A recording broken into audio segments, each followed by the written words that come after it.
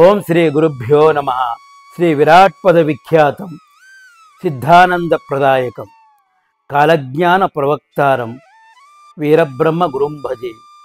ప్రపంచ మానవాళికి తన బోధనల ద్వారా ఆధ్యాత్మికతను తెలియజేసి సమతావాదాన్ని పెంచిన జ్ఞాని యోగి జగద్గురువు శ్రీ మధ్విరాట్ పోతులూరు వీరబ్రహ్మేంద్ర స్వాముల వారు తన కాలజ్ఞానం ద్వారా భూత భవిష్యత్ వర్తమాన కాలాల్లో జరిగే వింతలు విశేషాలు సమాజంలో మార్పులు ముందుగానే తెలియజేశారు. కుల వివక్షకు వ్యతిరేకంగా, అంటరానితనానికి వ్యతిరేకంగా, కుల మతాలకు అతీతంగా పల్లె పల్లెకు తిరిగి ప్రజలను చైతన్యపరిచిన గొప్ప తత్వవేత్త.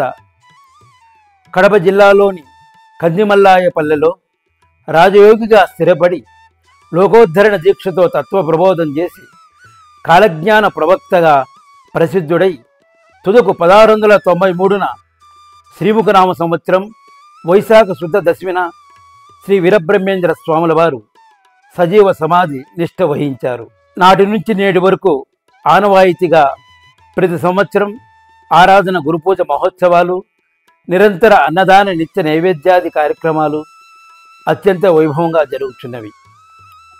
యథావిధిగా ఈ సంవత్సరం కూడా శ్రీ వీరబ్రహ్మేంద్ర స్వాముల వారి ఆరాధన గురుపూజ మహోత్సవాలు మే నెల 4వ తేదీ నుండి 9వ తేదీ వరకు వైభవోపేతంగా బ్రహ్మంగారి మఠమునందు జరుగును.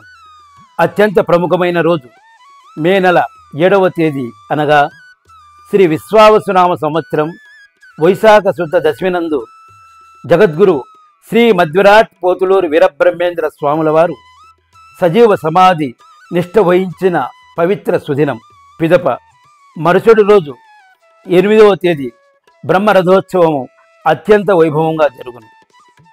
తదుపరి 9వ తేదీ శ్రీ స్వామివారికి మహాప్రసాద నివేదన జరుగును. కావున భక్తులెల్లరూ విచ్చేసి ఈ పూజా కార్యక్రమంలో పాల్గొని శ్రీ స్వామివారి తీర్థప్రసాదములు స్వీకరించి స్వామివారి కృపకు పాత్రులు కాగలరని కోరుచున్నాము. స్వస్తి.